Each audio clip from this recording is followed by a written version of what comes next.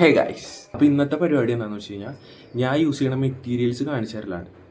Mainly എന്താണെന്ന് വെച്ച് കഴിഞ്ഞാൽ ഞാനിതൊരു റാങ്ക് ഫയൽ മേടിച്ചിട്ടൊന്നുമില്ല. കാരണം ഇപ്പം എനിക്ക് പി എസ് സിയുടെ ട്രെൻഡ് മനസ്സിലായി. ഞാൻ അധികം കാലമായില്ല പഠിക്കാൻ തുടങ്ങിയിട്ട്. ഇപ്പം എനിക്ക് മനസ്സിലാവുന്നത് എന്താണെന്ന് വെച്ച് കഴിഞ്ഞാൽ നമ്മൾ പണ്ടത്തെ മാതൃകയിൽ നമ്മൾ റാങ്ക് ഫയൽ മേടിച്ച് പഠിച്ചുകൊണ്ടിരുന്നിട്ട് കാര്യമില്ല. കാരണം ഇപ്പോൾ റാങ്ക് ഫയലിൽ നിന്നൊന്നും അല്ല, അതിന് പുറത്തുനിന്നൊക്കെ സോഴ്സ് ചോദിക്കുന്നത്. അപ്പോൾ ഞാനിപ്പോൾ ആകെ മേടിച്ചേക്കണം എന്താണെന്ന് വെച്ച് കഴിഞ്ഞാൽ ലക്ഷ്യയുടെ ഒരു ഡിഗ്രി ലെവൽ PYQ എന്ന് പറഞ്ഞ ബുക്കുണ്ട്. ഇത് എക്സാമിൻ്റെ പ്രിലിംസും മെയിൻസിൻ്റെ ഒക്കെ എക്സാമിൻ്റെ ആണ്. ഇതിൻ്റെ 2 വോളിയം ഉണ്ട്. ഇതാണ് ഞാൻ ആകെ റാങ്ക് ഫയലായിട്ട് മേടിച്ചേക്കുന്നത്. റാങ്ക് ഫയൽ എന്ന് പറയാൻ പറ്റില്ല, ഇത് PYQ ബുക്ക് തന്നെയാണ്. ഇതാണ് ഞാൻ മേടിച്ചിട്ട് ഞാൻ യൂസ് ചെയ്തിട്ടൊന്നുമില്ല. ഞാനിപ്പോൾ ഞാൻ തുടങ്ങിയ സമയത്ത് ഒരു മോട്ടിവേഷന് കയറി മേടിച്ചാണ്. പക്ഷേ ഇപ്പോൾ എനിക്ക് തോന്നുന്നു, കാരണം ഇപ്പോൾ ഇതൊക്കെ ഓൺലൈനായിട്ട് ഫുള്ള് നമുക്ക് ക്വസ്റ്റ്യൻസ് ഒക്കെ കിട്ടും. എന്നാലും നമുക്ക് കയ്യിലെടുത്ത് വെച്ച് പഠിക്കണം എന്നുള്ളവർക്ക് ഇത് യൂസ്ഫുള്ളാണ്. പിന്നെ ഇംഗ്ലീഷ് ഗ്രാമറിന് വേണ്ടിയിട്ട് ഒരു ബുക്ക് ഉണ്ട് എൻ്റെ കയ്യിൽ. ഇത് എൻ്റെ ഒരു ഫ്രണ്ട് തന്നാണ്. ആളുടെ സിസ്റ്റർ എന്തോ യൂസ് ചെയ്തുകൊണ്ടിരുന്നതാണ്. അപ്പോൾ ഇത് കുറച്ച് ഓൾഡ് വേർഷനാണിത്. ഏകദേശം ഒരു ഏത് വർഷം ഇത് കാണിക്കുന്നില്ല, എന്നാലും ഇത് കുറച്ച് പഴയ ബുക്കാണ്.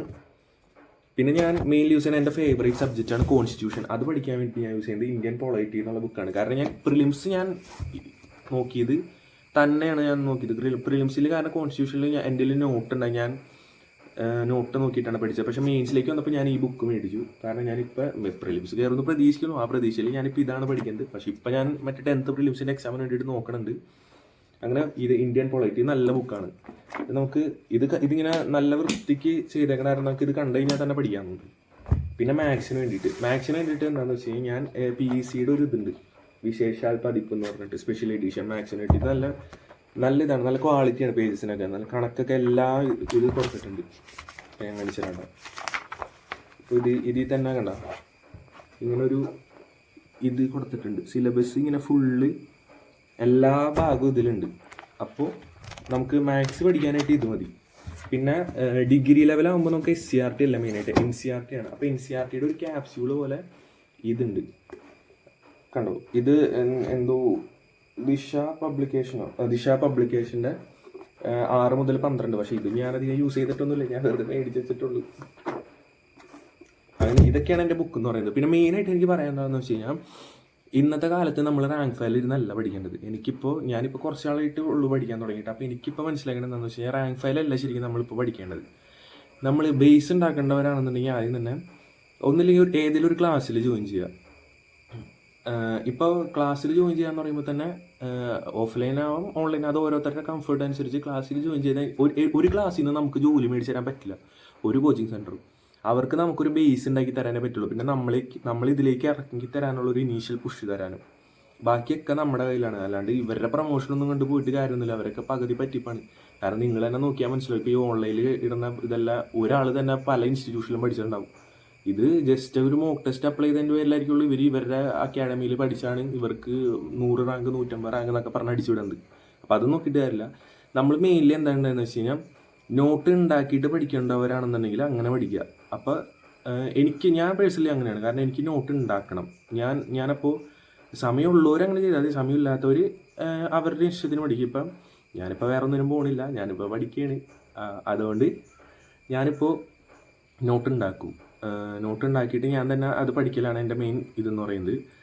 പിന്നെ തൊഴിൽ വാർത്ത വരുത്തുന്നുണ്ട്, തൊഴിൽ വാർത്ത ഇടയ്ക്ക് നോക്കാറുണ്ട്. പിന്നെ യൂട്യൂബ് ക്ലാസ് ഉണ്ട്, നമുക്ക് ഫ്രീ ആയിട്ട് ഒരുപാട് സോഴ്സസ് ഉണ്ട് പഠിക്കാനായിട്ട്. നമുക്ക് കണ്ടന്റ് ഇഷ്ടംമാതിരിയുണ്ട്, നമ്മൾ പഠിച്ചാൽ മാത്രം മതി. ഇനി എനിക്ക് പറയാനുള്ളത് എന്താണെന്ന് വെച്ച് കഴിഞ്ഞാൽ നമ്മൾ എപ്പോഴും സോഴ്സസ് ലിമിറ്റഡ് ആയിട്ട് വെക്കണം. അതായത് ഒരുപാട് സോഴ്സസിൻ്റെ പിറകെ പോകേണ്ട ആവശ്യമില്ല.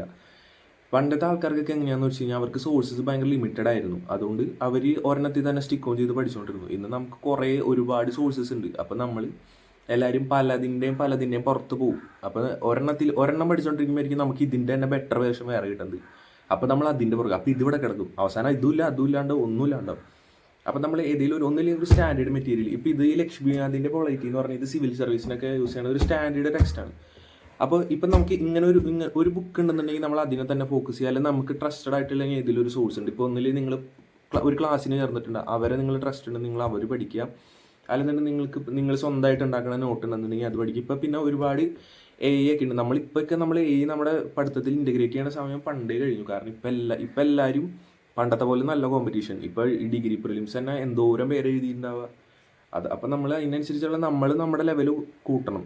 പിന്നെ ഒരു കാര്യം മറന്നുപോയി, ഇതാണ് എൻ്റെ നോട്ട്. ഇതിൽ ഞാൻ എങ്ങനെയാണെന്ന് വെച്ച് കഴിഞ്ഞാൽ ഇവിടെ ഹിസ്റ്ററിയുടെ ഒരു സെക്ഷൻ ഉണ്ട്. പിന്നെ ഇവിടെ വരാണെന്നുണ്ടെങ്കിൽ ഇവിടെ കറണ്ട് അഫെയറിൻ്റെ ഒരു സെക്ഷൻ ഉണ്ട്. പിന്നെ ഇതാണെന്നുണ്ടെങ്കിൽ ഇവിടുത്തെ ഇംഗ്ലീഷിൻ്റെ ഒരു സെക്ഷൻ, ഇതിവിടെ കേരള ഗവേണൻസിൻ്റെ ഒരു സെക്ഷൻ, അങ്ങനെ എല്ലാ ഒരു നോട്ടിൽ വെച്ച് ഞാനത് ഇതെന്നെ കൊണ്ട് പറ്റണ പോലെ ഞാൻ നോട്ട് എഴുതി തയ്യാറാക്കിയത്. പിന്നെ ചിലത് ഞാൻ പ്രിൻ്റ് എടുക്കും. ഇപ്പം ഞാനൊരു ക്ലാസ്സിന് ചേർന്നുകൊണ്ട് ഞാൻ പറഞ്ഞല്ലോ, അപ്പം അത് അവരുടെ നോട്ടായാലും റിഫൈൻഡ് അല്ല. അപ്പം ഞാനത് എന്നെ കൊണ്ട് പറ്റണം, എനിക്ക് ആവശ്യമുള്ള ടോപ്പിക് ഇതൊക്കെ മാത്രം എടുത്തിട്ട് ഞാനതെടുത്ത് പ്രിൻ്റ് എടുക്കും, എന്നിട്ട് ഞാൻ പഠിക്കും.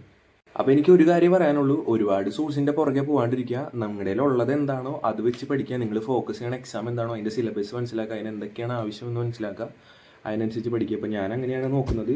പക്ഷെ ഇപ്പോൾ എനിക്ക് കുറച്ച് ഉഴപ്പായിട്ടുണ്ട്, കാരണം ഡിഗ്രി പ്രിലിംസ് കഴിഞ്ഞതിന് ശേഷം ഞാൻ കുറച്ച് ഉഴപ്പാണ്. അതുവരെ ഞാൻ നല്ല വൃത്തിക്ക് പഠിച്ചാണ്. അപ്പോൾ എൻ്റെ അമ്മയും പറയാറുണ്ട് നന്നായിട്ട് പഠിച്ചാണ്. അപ്പോൾ ഞാൻ പഠിക്കണം. ഇപ്പോൾ ഈ 10th പ്രിലിംസ് ഒന്ന് കഴിഞ്ഞിട്ട് വേണം അതിനുവേണ്ടി ഫോക്കസ് ചെയ്യാനായിട്ട്. കാരണം അൾട്ടിമേറ്റ് എയിമെൻ്റ് അതാണ്. പ്രിലിംസ് കിട്ടിയില്ലെങ്കിൽ പോയി. എന്നിട്ട് ഇപ്പോൾ 10th പ്രിലിംസിന് വേണ്ടിയിട്ടാണ് നോക്കിക്കൊണ്ടിരിക്കുന്നത്. അത് പക്ഷേ കോമ്പറ്റീഷൻ കുറച്ചുകൂടി കൂടുതലാണെന്ന് തോന്നുന്നു. കാരണം അത് ക്വസ്റ്റ്യൻസ് ഒക്കെ എളുപ്പമായിരിക്കും, പക്ഷേ കട്ട് ഓഫ് പീക്കായിരിക്കും. അതാണ് പണി. അപ്പം അങ്ങനെയാണ് വിശേഷങ്ങൾ. അപ്പം ഇനി വേറെ വീഡിയോ ഇട്ട് വരാം. അപ്പോൾ ശരി.